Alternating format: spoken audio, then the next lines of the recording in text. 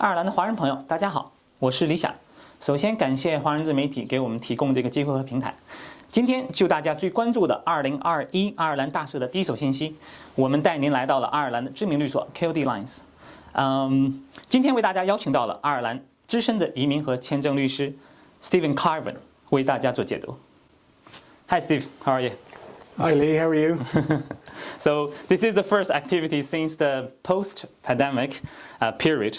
So did the law firm resume the normal working hours now? We have, yeah, we're back doing the normal hours. We're also taking weekend appointments now as well to try and deal with the backlog of people who have come to us with a lot of immigration issues. Okay, welcome back. Okay, that's good news. Firstly, that's good news.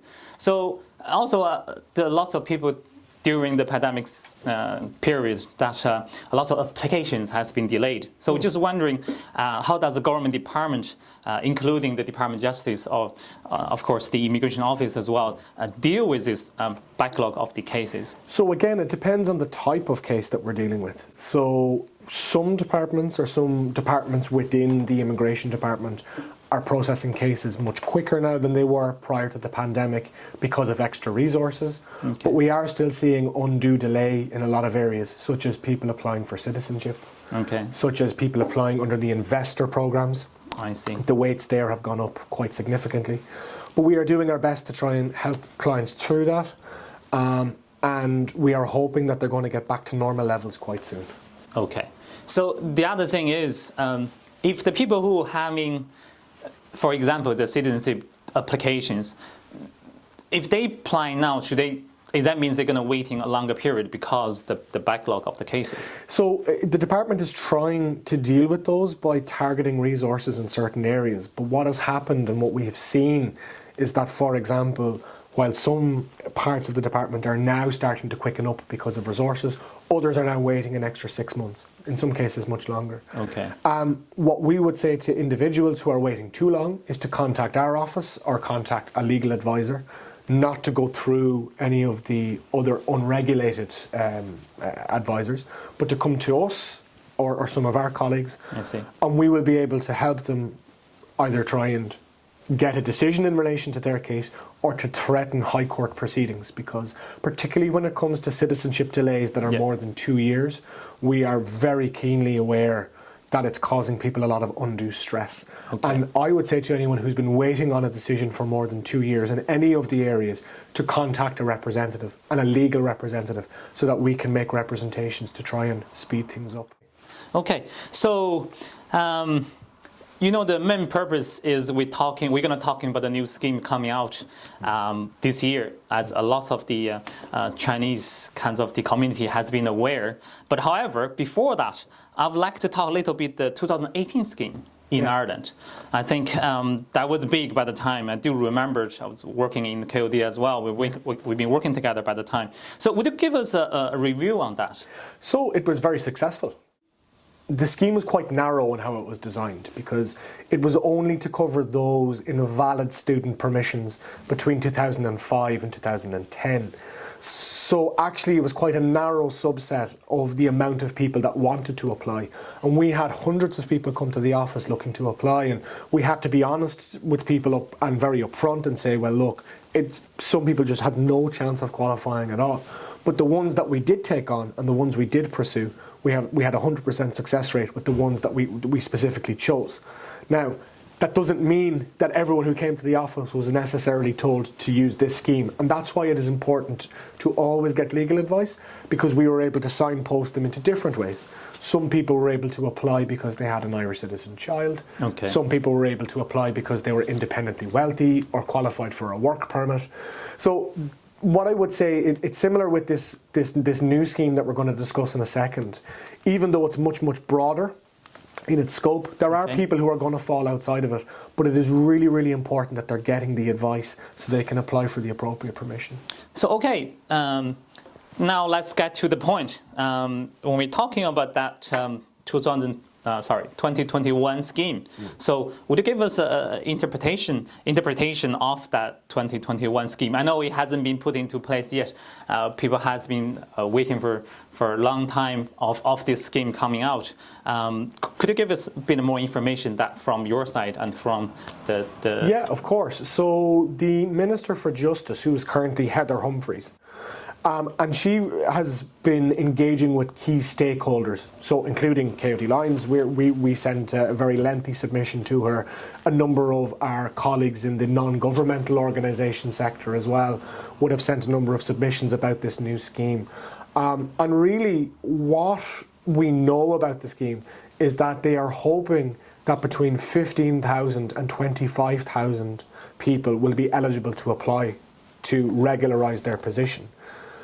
It's very unclear at the moment as to what those precise parameters will be, but it looks like people who have existing deportation orders, or who might have been failed asylum seekers, or who had other applications within the last 2 or 3 years, are going to be excluded.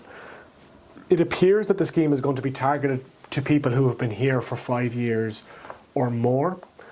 There is a suggestion that there might be some flexibility on that. Okay. But ultimately what people need to know is that it's about the undocumented. It's about people who have no right to remain. It's about people who are essentially, who have been here for quite a long time, who may have been paying taxes, who may have been working, and who haven't had any particular trouble with the law or any adverse character findings.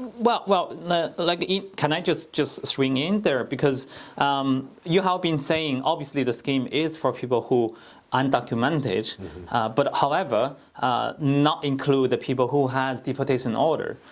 But in a way, if you undocumented, if you don't have a right to stay in the country and being caught by a Gardaí or any government kinds of this side of, then you automatically would have the deportation order. So how this? I don't think this sounds be fair. That if people who had the deportation order, how are they dealing with the situation? So that's what we've made these representations to the minister, and a number of other groups have as well. And what they say is exactly that.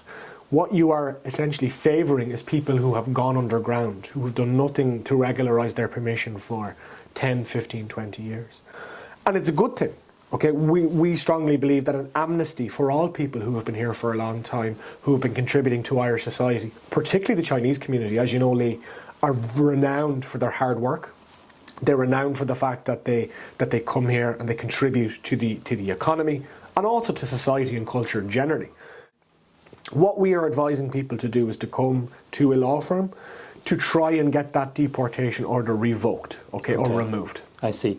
So this is an important part. So, to tell the audience that if they do have a deportation order, it is priority. The number one thing they need to do is to fight for the deportation order. To get away from that. And I think that makes sense whether there's a scheme or there's not. And I see a lot of conflicting advice, not by anyone of repute. Okay, so the NGOs and the lawyers are all the same. And it's the same with any deportation order case that comes to me. You do not want to be relying on a scheme, an amnesty. It's great, and it may very well be the case that people who have deportation orders, that the minister will listen to us, in terms of if they qualify for everything else. But my suspicion is there's been no talk of it. Okay. It certainly isn't the published policy. And I think without it being revoked, or without attempting to revoke it, it is a very difficult moral case to make, that you're coming with your hands and trying to come clean.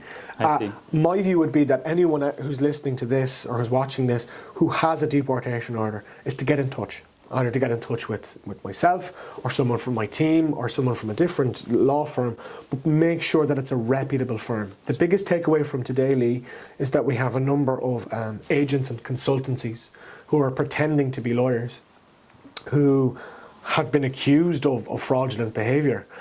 They are not regulated. They are not safe. The department don't always deal with them.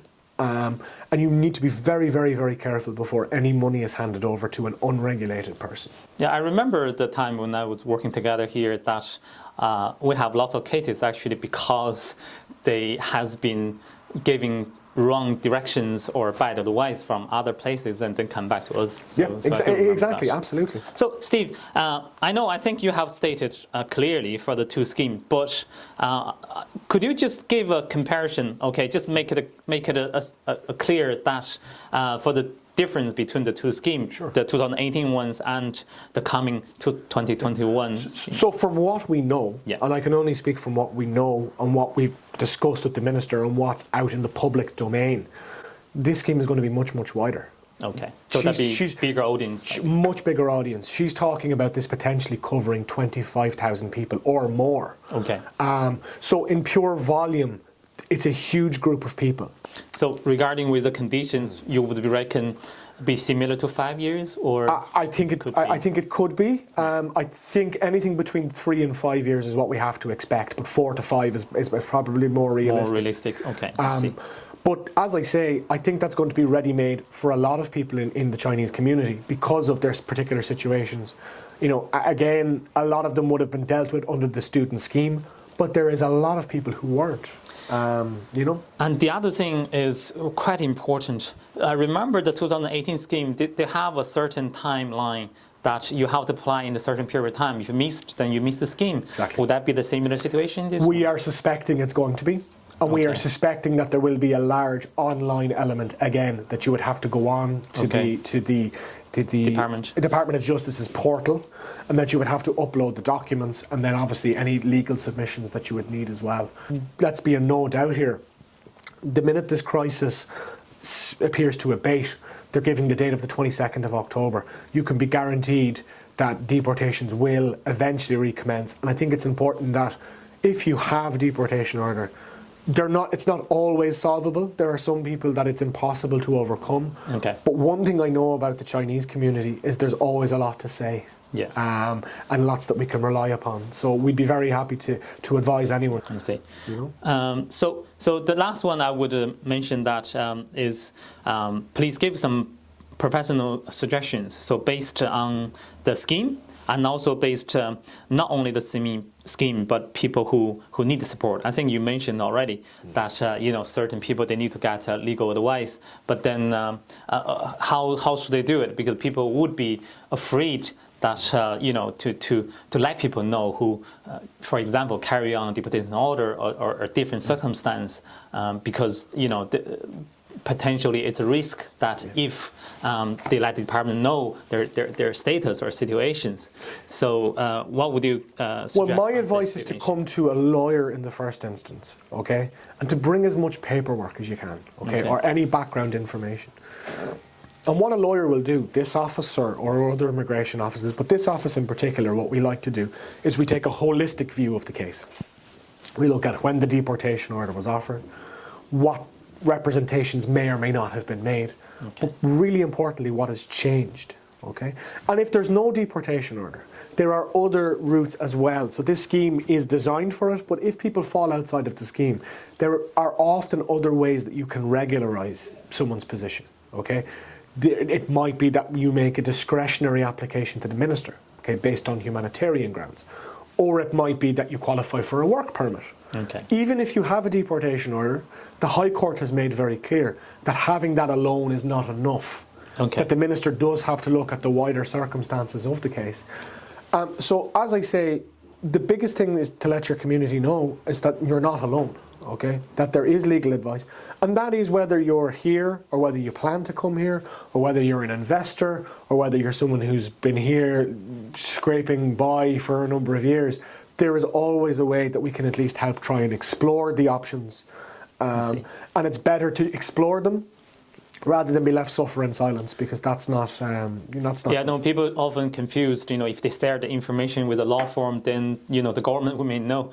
No, but it's totally different. Any consultation with a law firm is 100% confidential, and there is an ethical obligation on all law firms to make sure that we're looking after your best interests. So if a lawyer decides to look at your case and to help, our job is to give confidential advice. And again, we cannot do anything without the express instructions of a client. And that's why another reason why a law firm versus a consultancy is important is because we're bound by ethical rules. which means there are certain things that we just can't do, and we would never do anyway, including notifying the minister of someone's whereabouts if they specifically asked not to be notified. I see. Well, that's all the information I think people need to aware and they need to know. So at the last, I would like you to introduce KOD Lyons a little bit. Just give a little bit what's the advantage of the KOD Lyons law firm that over the years and the experience. So we're a growing firm, and even Lee, since you've been last in with us, I mean, we've expanded once again. The immigration team comprises of myself, and we have 5 other team members, okay. And we're looking to hire more. So if any of your community are interested in a job as a legal executive, I've always loved working with people from the Chinese community. We also have a civil department, so they look at things like personal injury or cases against government departments when people have been injured. I see. Or hurt in road traffic accidents or whatever. We also have a family law department. Okay. So for anyone who's listening here who may want a divorce or who may have issues that are quite complex involving family law as well as immigration, we certainly have that available. Okay. Child care and education law, public interest, human rights law, and we have a department dedicated to that. And we also have the biggest criminal legal aid firm in Dublin. So if you do find yourself in criminal difficulty, we are certainly the place to go. And I think the reason why we've been very lucky in what we do is because we're very genuine in wanting to try and help people, first of all. And second of all, as I say, the Chinese community have always been very good to this law firm and have always come in great numbers, and we will continue to look forward to welcoming them over the next little while. By 100% of the successful application submission also means they have the right documentation to give. So Exactly. you work together. Exactly, and that's what it is. And what people have to realise when you come to a lawyer is that there is a lot of work that both parties have to do. But we work together, we work in tandem, and we certainly won't let anyone submit an application that we think is not likely to meet the conditions of a scheme. So you're coming to us for honest, for independent advice, and as I say, just to be 100% clear, confidentiality is key to any discussion between a lawyer and a client. So that's great. Cheers. Thank you so much, Steve. No problem, Lee. Good to see you again. Cheers. All right, no worries. Cheers.